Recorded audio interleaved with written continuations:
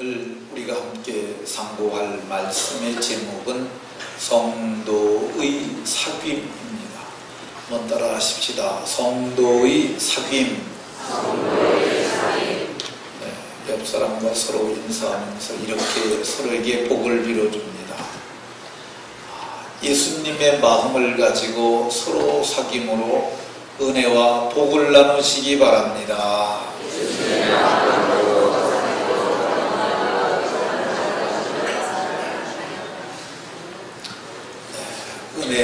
예수님의 마음을 가지고 서로 사귐으로 은혜와 복이 여러분들의 가정과 산업에 모두 있으시기를 예수님 이름으로 축원합니다. 저희 아버지께서 많이 하셨던 말씀 중에 근묵자흑이라는 말씀을 많이 하셨어요. 근묵자흑이라는 말은 먹을 가까이 하다가 보면 거머쥘 수 있다는 말이죠. 환경에 영향을 받게 되고 사람들의 영향을 받아서 좋은 사람 만나면 좋아지고 나쁜 사람 만나면 나빠질 수 있다는 의미에서 그런 말씀하셨습니다. 근주자적이라는 말도 있습니다. 근주자적이라는 말은 인주를 가까이 하면 주자가 인주인데 인주를 만지다 보게 되면 옷에도 붉어질 수 있고 몸도 인주가 묻을 수 있다는 말인데 이 말이 모두가 자연이나 그리고 환경이나 사람으로부터 오는 영향력에 영향을 두고 한 말입니다. 이 사람은 영향을 받게 되어 있습니다. 특별히 사람의 영향은 굉장히 큽니다. 그래서 아이들이 초등학교만 가도 얘야 너 좋은 친구 사귀어야 한다.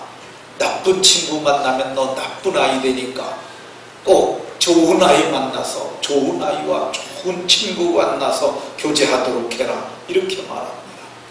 초등학교 때 좋은 친구 만나면 미래가 달라질 수 있고요.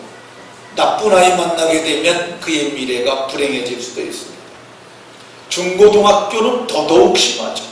그래서 학교 가면 좋은 친구 만나야 한다. 개학을 하거나 아이가 진학을 하게 되면 이런 제목의 감상금들이 많이 올라와요. 하나님 학교 가서 잘 적응하게 해주세요. 좋은 친구 만나게 해주세요. 이게 부모들이 알기 때문에 그렇습니다.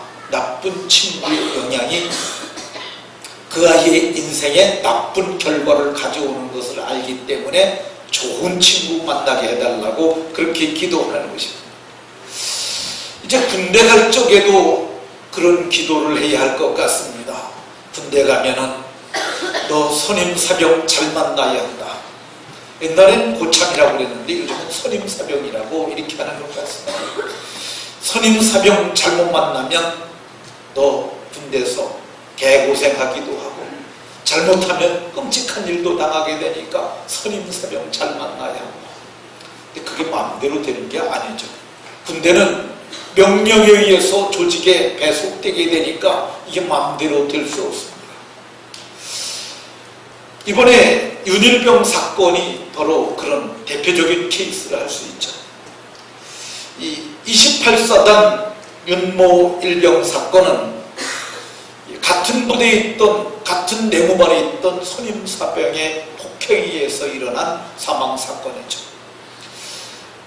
정확한 보도인지는 모르겠습니다만 지금까지 알려진 거로는 그 윤일병의 입에다가 냉동식품을 우겨넣었다고 그럽니다.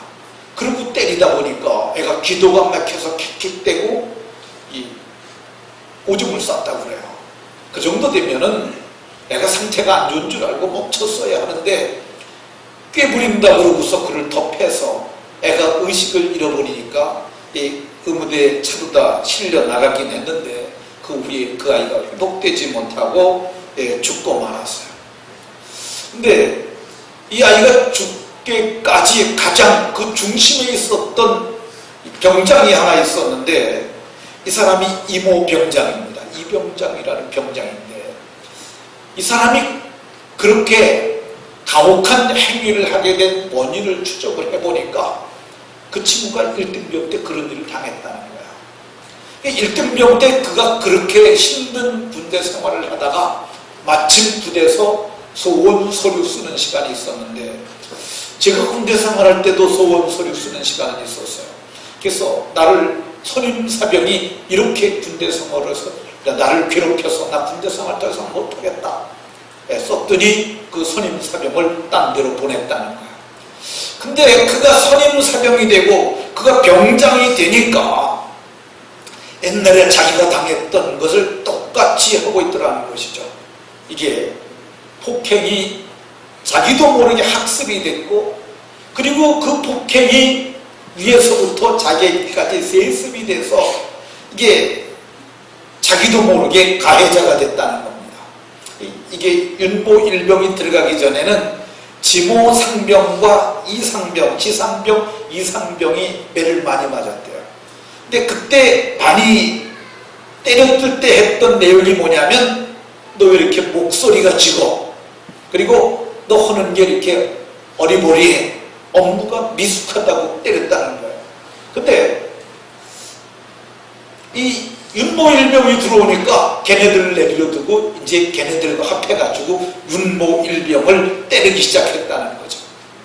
근데 이병장이 주범이라고 얘기하는데, 실제는 이병장이 휴가를 갔으면은 그 폭행이 없어야 되잖아요. 그런데 3월 15일부터 27일까지는 이모 병장이 휴가를 가니까 그때 매를 맞았던 지상병 그런 애들이 또 얘를 때리기 시작을 했다는 거야.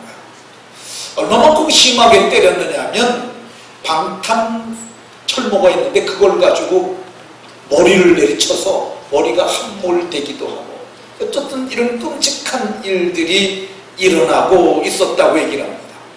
이게 폭력의 대물림이죠. 집안에서도 보면은 아버지가 엄마 때리는 거 보고 나는 절대 저거 안 한다고 그러는데, 나중에 보면 그가 그렇게 되어 있습니다. 아버지 술 먹는 거 보면서 나는 절대 어른 되면 술 안 먹는다 그러는데, 지가 아버지처럼 자기도 모르게 술 먹고 폭행하는 일을 합니다. 이게 자기도 모르게 학습이 되고 이런 악습이 대물림 되는 것인데, 이 웅영이라고 하는 건국대 경찰학과 교수는 이 구태 피해자가 다시 가해자가 되는 폭력의 사슬이 구조화된 공간에서는 잔혹한 행위도 정당한 행위로 인식이 된다, 이렇게 말을 했습니다. 제가 이 얘기를 들으면서 건국대 경찰학과 교수라고 그래도, 아무리 교수라고 그래도 이건 말이 안 되는 얘기다, 저는 그렇게 생각을 했어요. 왜 그러냐면은 구조화된 폐쇄된 공간에서라도 아무리 그게 이 악행이 정당화될 수 있다는 게 말이 되겠습니까? 저는 말이 안 된다고 생각해요. 그게 말이 됐다면은, 그것이 정당화됐다면은 그 가해자들이 죄가 없어야 되죠. 그런데 정당하지 않다고 생각하는 한 병사가 그걸 고발을 합니다. 우리 내무반에서 맞아서 나가서 지금 죽어가고 있는 그 애는 우리 사무실에서, 우리 내무반에서 폭행에 의한 사건입니다. 정당하지 않다고 얘기한 한 병사에 의해서 이것이 밝혀져서 지금 나라가 떠들썩한 문제로 되고 있는데, 이것은 우리나라가 그만큼 민주화되고 군대가 발전하는 증상 중에 하나가 아닌가 생각이 되어집니다. 어쨌든 사람은 서로 영향력을 주고가면서 삽니다. 이렇게 사람이 서로 만나서 주고받는 관계를 사귐이라고 이렇게 얘기를 합니다. 이 사귐이라는 것은 우리말 사전에서는 서로 얼굴을 익히고 그리고 가깝게 지내는 것, 이걸 사귐이라고 합니다. 얼굴을 익히는 방법은 자주 만나는 거죠. 만나지 않으면 얼굴이 익혀질 수 없어요.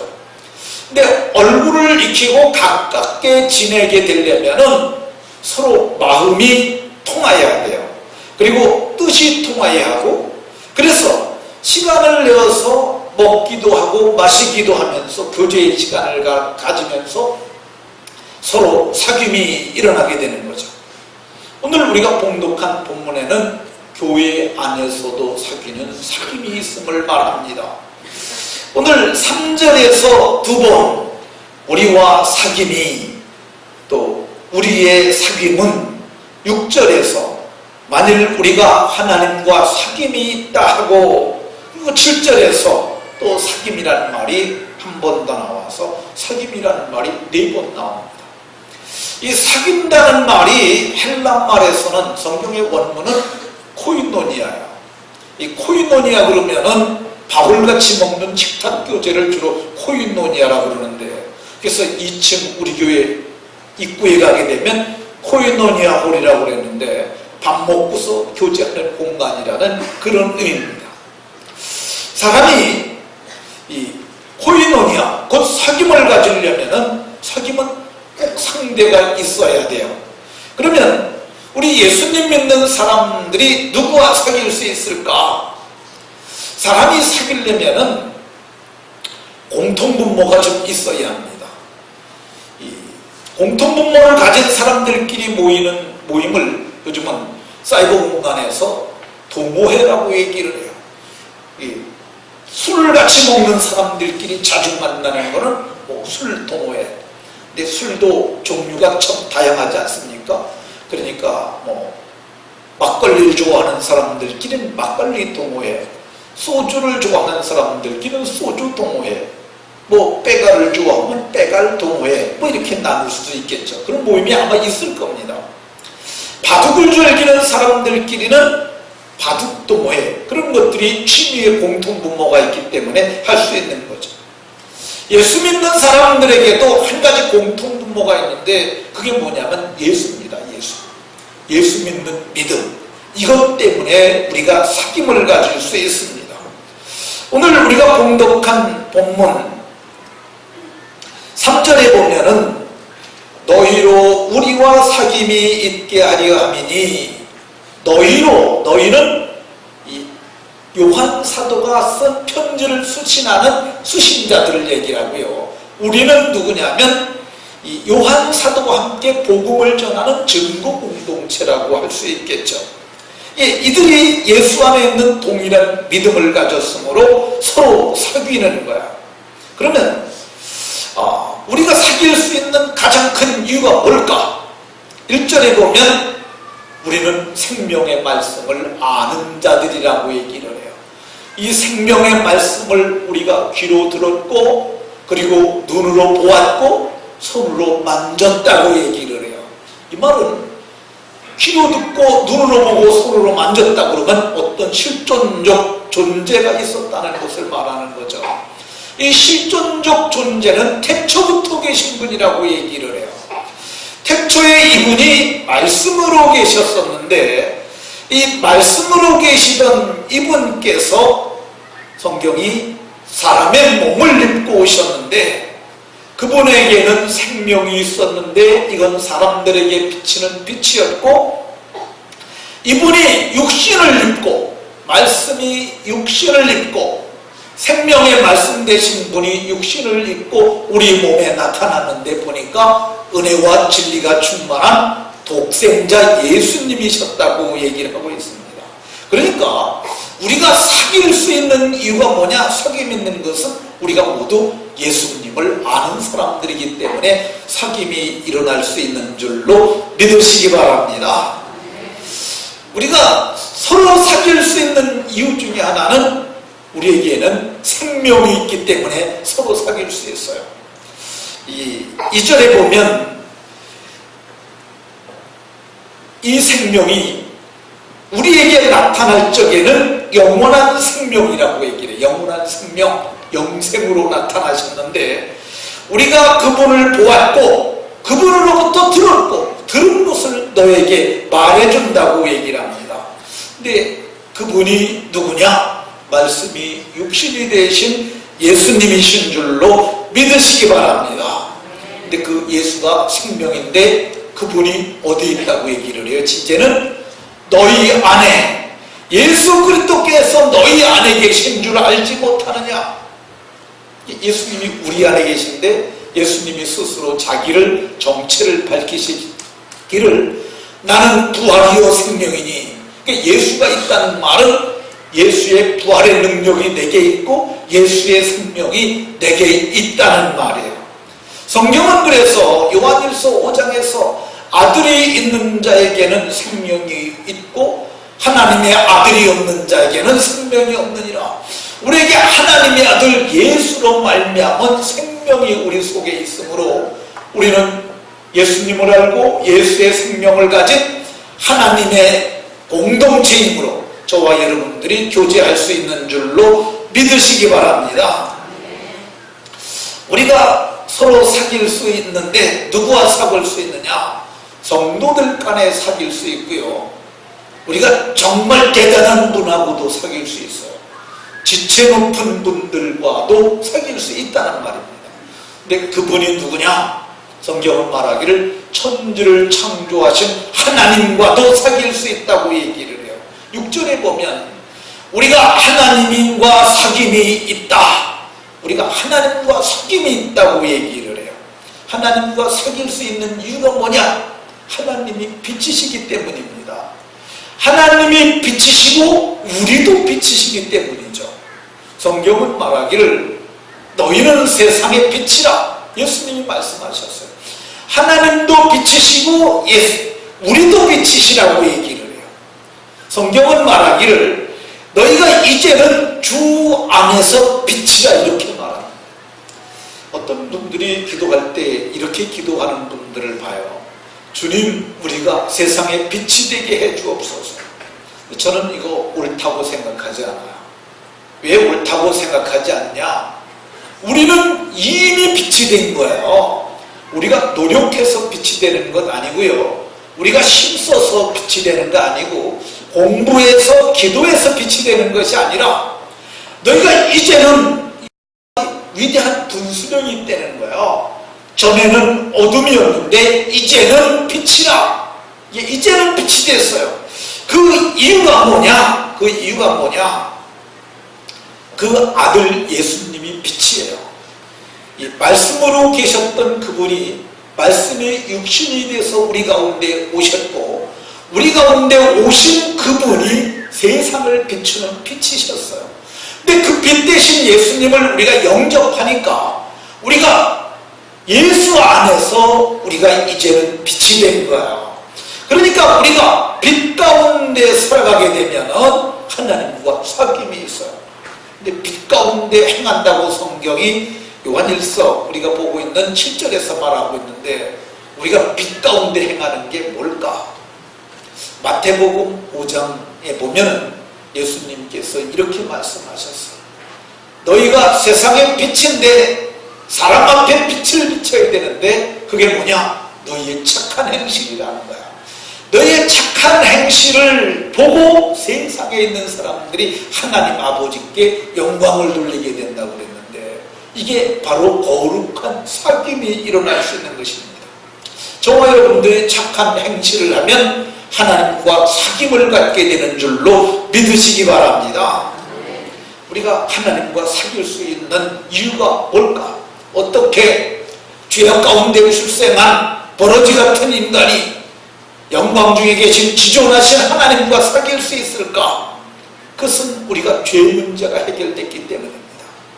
하나님이 빛이신데 빛 대신 하나님께서 세상에 자기 백성들을 살리려고 아들 예수를 보내셨어요. 그분을 성경은 말하길 죄가 없는 분이라고 이렇게 얘기를 합니다. 우리와 같이 시험을 받은 분이시긴 하지만은 그분은 죄가 없으신 분이라고 얘기를 하고, 그분이 이 세상에 나타나신 것은 죄를 없애려고 나타나셨는데 그분은 정말 죄가 없는 분이라고 얘기를 합니다. 근데 하나님께서 죄를 알지도 못한 분에게 죄를 뒤집어 씌셔서 인간을 대속하는 죽음을 죽게 하셨는데, 그 이유가 뭐냐? 우리로 죄를 없게 하게 하기 위하여. 그래서 그의 피로 말미암아 우리가 속량 곧 죄와 사함을 받게 됐다고 얘기를 합니다. 하나님은 죄가 없는 분이세요. 그 아들 예수님도 죄가 없는 분이세요. 그분은 죄를 참아보지도 못하시는 분이세요. 죄를 알지도 못하신 분이세요. 그분이 어떻게 죄인과 교제할 수 있겠습니까? 그러니까 아들 예수의 피로 속량 곧 죄사함, 죄 없이 함을 받아 우리를 깨끗하게 하셨으므로, 이제는 예수의 피가 우리를 깨끗하게 하셨으므로 하나님 면전에 담대히 나갈 수 있는 믿음의 담력을 얻고 하나님과 기도함으로, 하나님의 말씀을 상고함으로, 하나님의 성령의 교통하심을 통해서 교제가 이루어지는 줄로 믿으시기 바랍니다. 우리가 이제 제사함을 받았는데 그럼에도 불구하고 우리가 살다가 보면 죄를 질 수 있어요. 그러게 되면 이사야서에 보게 되면 하나님과 너희 사이를 죄가 막았다고 얘기를 해요. 구원파에서는 한 번 구원받으면 다시 죄를 져도 괜찮다고 그러는데 성경은 그렇게 말하지 않습니다. 우리가 살다가 보면 죄를 질 수가 있어요. 근데 이럴 때 어떻게 해야 되느냐? 성경은 말하기를 하나님과 단절된 그 문을 다시 여는 방법이 회개라고 얘기를 해요. 회개 중에는 통회라는 회개도 있고 또 하나님 앞에 자복이라는 회개도 있는데, 오늘 성경에서는 말하길 너희 죄를 자백하면, 자백은 스스로 내가 입을 열어서 말을 하는 거예요. 그럼 저는 미쁘시고 의로우사 우리의 죄를 용서하신다고 얘기를 해요. 우리가 예수의 피로 대속을 받았다는 말은 목욕한 것과 같아요. 살면서 짓는 자범죄는 우리가 발을 씻어야 하는 것과 같아요.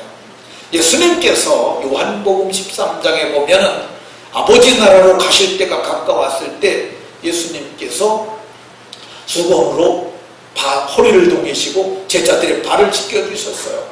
근데 모두가 좋아했는데 베드로가 어떻게 예수님이 내 발을 씻기십니까? 못합니다. 그랬더니 베드로가 그런 말을 했더니 예수님이 그러면 너하고 나하고는 상관이 없다. 그러니까 아니 그러면 발뿐만 아니라 다 씻어주세요. 예수님께서 이미 목욕한 자는 발만 씻으면 된다 그랬는데 이 목욕은 속죄, 속량, 곧 죄사함을 받은 것이고, 이미 죄사함 받은 사람은 우리가 죄를 자백함으로 그래서 깨끗하여져야 하나님과 지속적인 관계가 이어지는 줄로 믿으시기 바랍니다. 부부관계도 그렇습니다. 부부가 결혼했으니까 흉엄을 다 알고 이렇게 사귀면서 사는 거잖아요. 그런데 어느 날 남편이 아내에게 막말을 할 수 있어요. 그러면 관계가 어떻게 됩니까? 관계가 금세 깨어지잖아요. 그래서 여성에 따라 다릅니다만은 어떤 여자는 말도 안 하고 어떤 여자는 집을 나가기도 하고 어떤 여자는 술을 먹기도 하고 가정의 양태를 보일 수가 있을 것입니다. 근데 관계를 회복시키는 것은 뭐냐? 남편이 간단해요. 미안해. 잘못했어. 용서해줘. 그래서 그걸 받아들이기만 하면 그거 오래 안 걸려요. 5분 안에 다 화해 이루어집니다. 그렇게 되면 이게 다시 관계가 회복되는 거 아닙니까? 이게 굉장히 중요해요. 하나님 앞에서도 우리가 죄를 자백하는 것을 두려워하지 말고 어려워하지 말고 하나님 앞에 담대히 나가서 잘못했다고 말을 하면 저는 미쁘시고 의로우사 우리를 모든 죄를 사해 주실 뿐만 아니라 불의에서도 깨끗하게 하실 줄로 믿으시기 바랍니다. 오늘 한국교회가 있기까지 부흥의 동력을 1907년 대부흥 사건에서 찾습니다. 근데 그 대부흥이 어떻게 시작됐냐? 회개에서 시작됐다는데 이의를 제기하지 않습니다. 평양에 있는 장대연교회라는 교회에서 부흥회를 했어요. 네, 부흥회가 이제 설교가 끝날 쯤 한 장로님이 말할 기회 달라고 그랬어요. 그래서 말하라고 그랬는데 그분이 누구냐면 길선주라는 분이에요. 그분이 나와서 뭐라고 그랬냐면 나는 아간과 같은 놈입니다. 나는 아간과 같은 죄를 졌습니다. 이렇게 말했어요. 근데 이 아간이라는 사람이 어떤 사람이냐면요, 하나님의 것 가져서는 안 되는 것인데,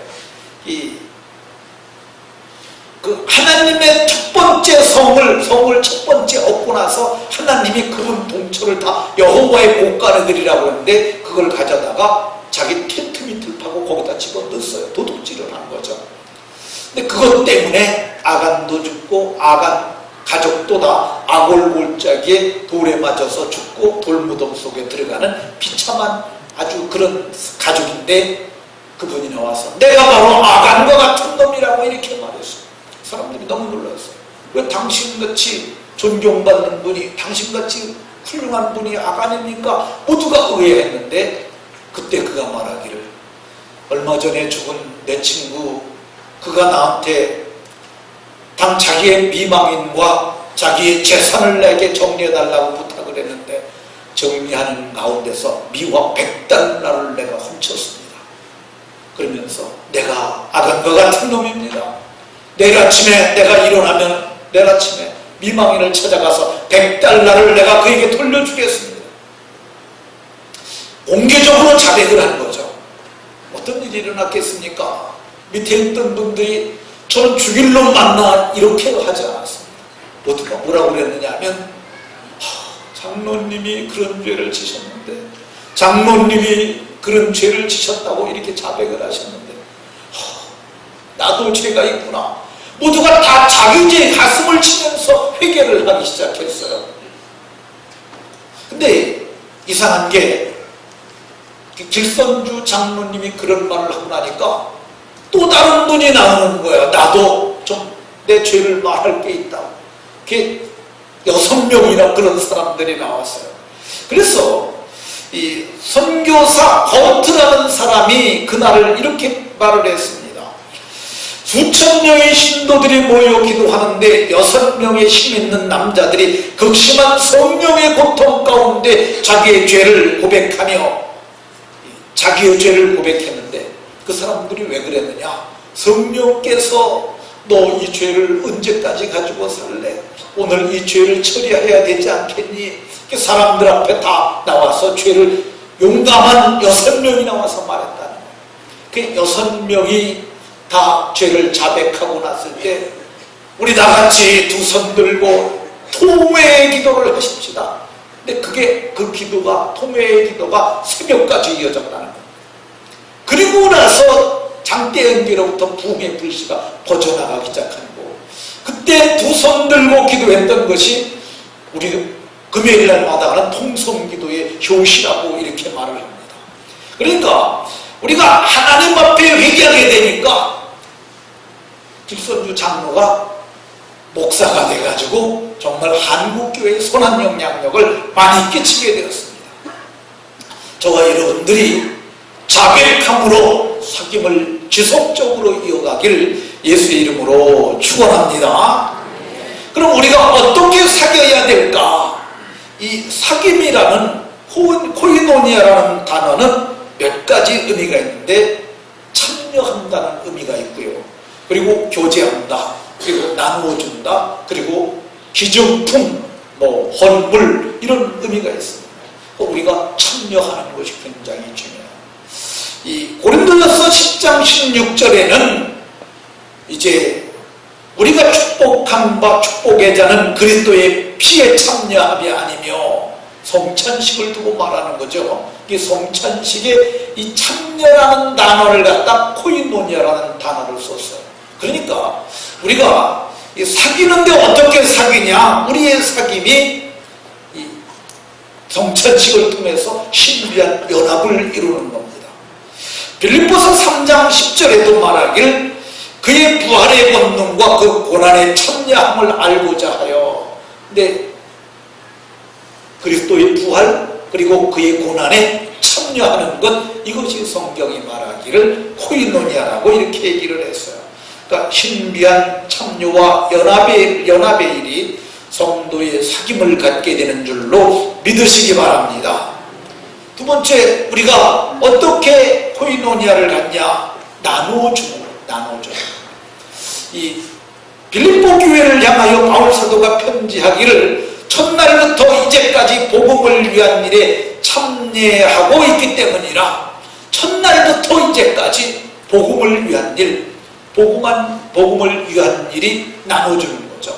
은혜도 나눠주고 사랑도 나눠주고 떡도 나눠주고 비전도 나눠주고 밥도 나눠주는 것, 이게 성경이 말한 복음을 위한 일들입니다.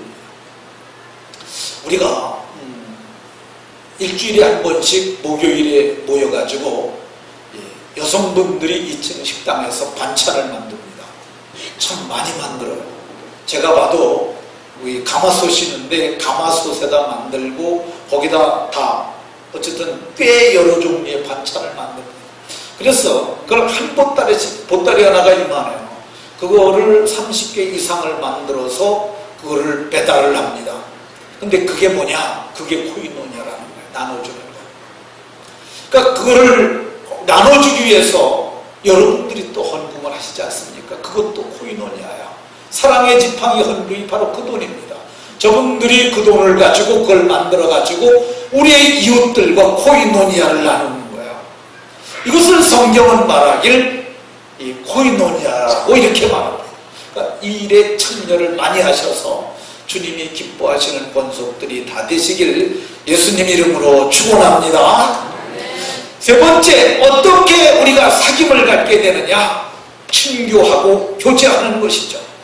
고린도전서 1장 9절에 교제를 말하고 사도행전 2장 42절에는 인간과의 교제를 말합니다. 주님과 교제, 인간과의 교제.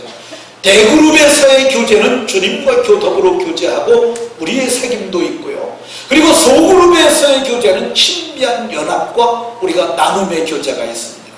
소그룹에서 우리가 떡을 먹지 않습니까? 떡 먹고 하는 거. 초대교회가 소그룹에서 코이노니아, 교제가 여기서는 코이노니아라고 쓰였어요. 그러니까 이것이 정말 하나님이 기뻐하시는 교제입니다. 우리가 이번 주 금요일에는 가평군 하면 합판이라는 곳으로 가서 우리가 교제를 나누게 됩니다. 근데 거기는 장소가 참 좋아요. 하천이 정말 웬만한 호수만 합니다. 그러다 보니까 먼저 가셨던 분이 한 번 더 가자. 그래서 우리가 이번에 거기를 한 번 더 가는데 이미 비용을 사용료를 40만 원을 지불했다고 그러니까 할 수 있거든 많이 가셨으면 좋겠는데 가서 우리가 거기서 밥을 먹는 거죠. 지난번에는 우리가 게를 끓여 먹었습니다.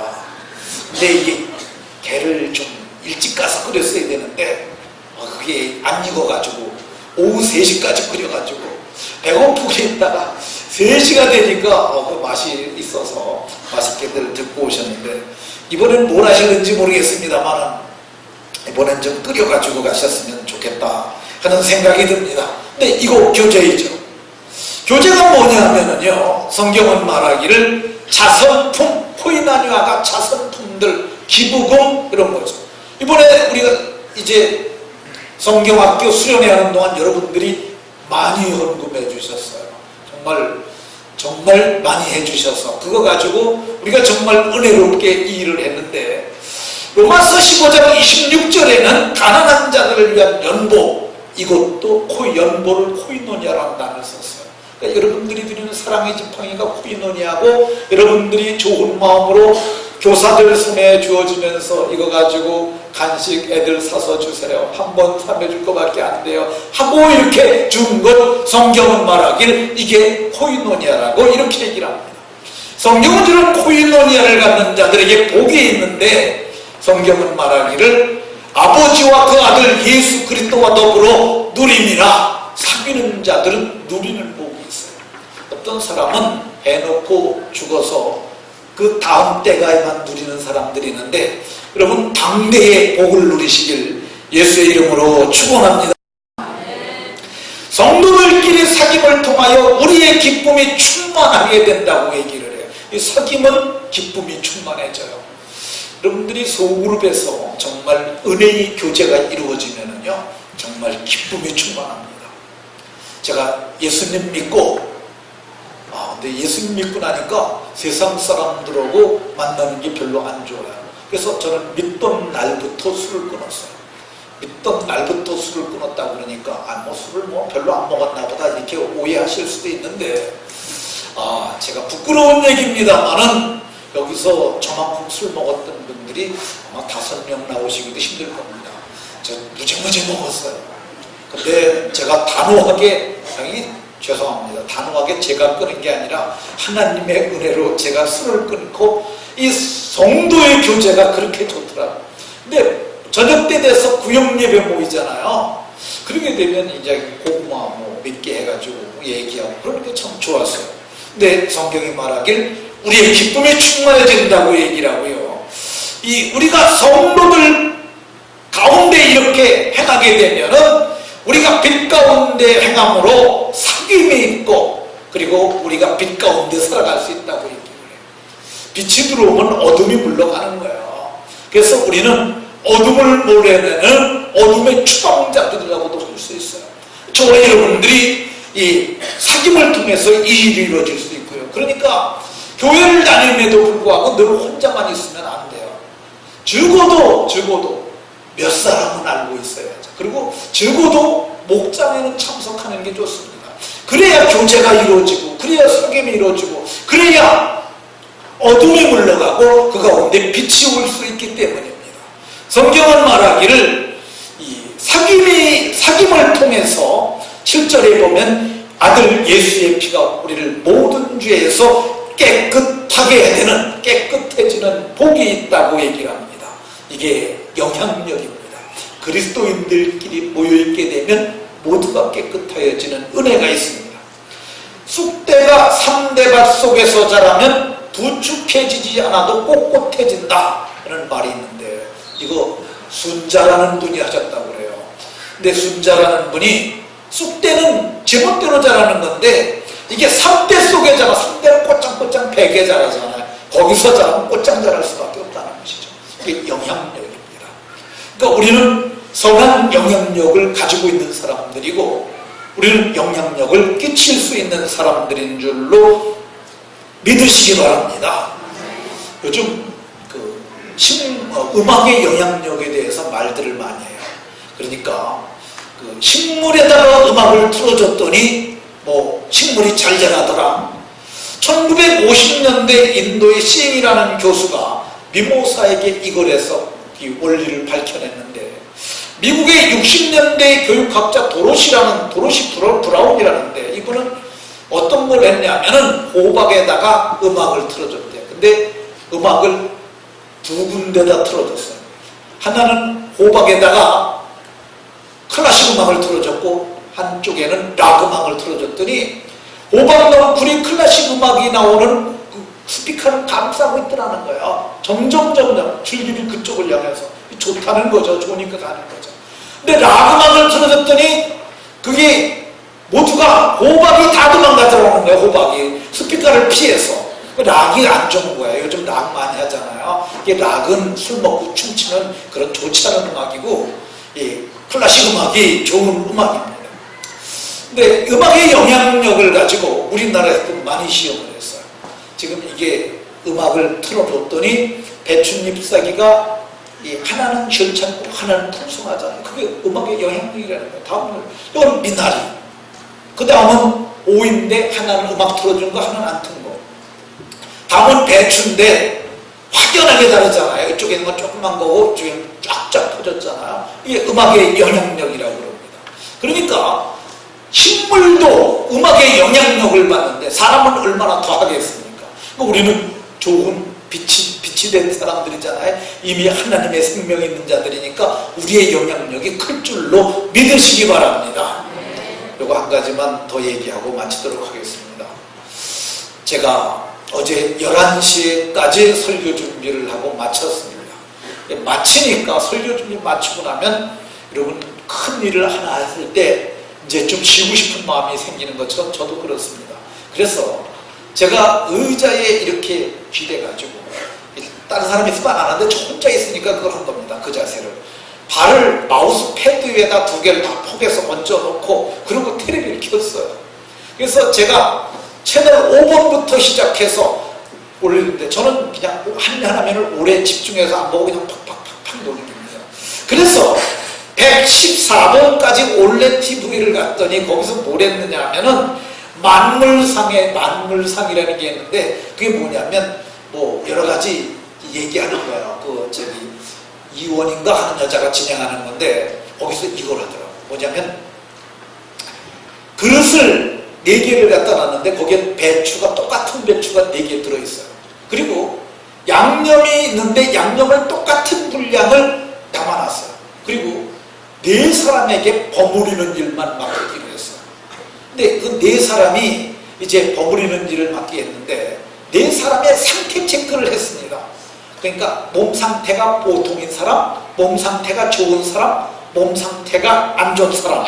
근데 김민희라고 하는 여자는 스트레스를 받아서 스트레스 지수가 높았고, 안문숙이라는 여자는 상태가 좋았고, 이강기 그리고 김한석이라는 사람은 그냥 그저 그런 상태.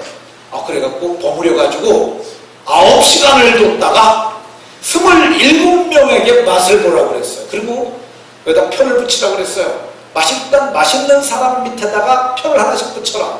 그런데 김한석인 보통인데 5표가 나왔어요. 그리고 이광기 5표. 그리고 김민희는 스트레스가 좀 많이 지수가 높은데 그 사람은 3개. 그러면 안문숙에는 몇 개가 나왔겠습니까? 머리가 좋은 사람은 계산할 수 있는데 어쨌든 14표가 나왔어요. 그러니까 자기가 몸이 너무너무 상태가 좋으니까 이것도 맛있더라. 이것도 영향력입니다. 그러니까 반찬도 주물럭거리기만 해도 영향력을 받는데 우리가 어떤 사람들입니까? 우리가 하나님의 자녀 아닙니까? 신분이 회복된 사람이고 성령이 우리 안에 거하시고 예수님이 우리 안에 계시는 하나님의 사람들 아닙니까? 예수의 피로 속량 곧 죄사함을 받아 죄의 문제가 해결되고 천국의 보장을 받은, 그래서 신성한 성품을 가지고 하나님 앞에서 믿음으로 살아가는 하나님의 사람들이 아닙니까? 저와 여러분들은 엄청난 영향력 있는 줄로 믿으시고 선한 사귐을 통해서 아름다운 열매를 많이 맺는 복이 모두에게 있으시기를 예수님 이름으로 축원합니다. 기도하겠습니다.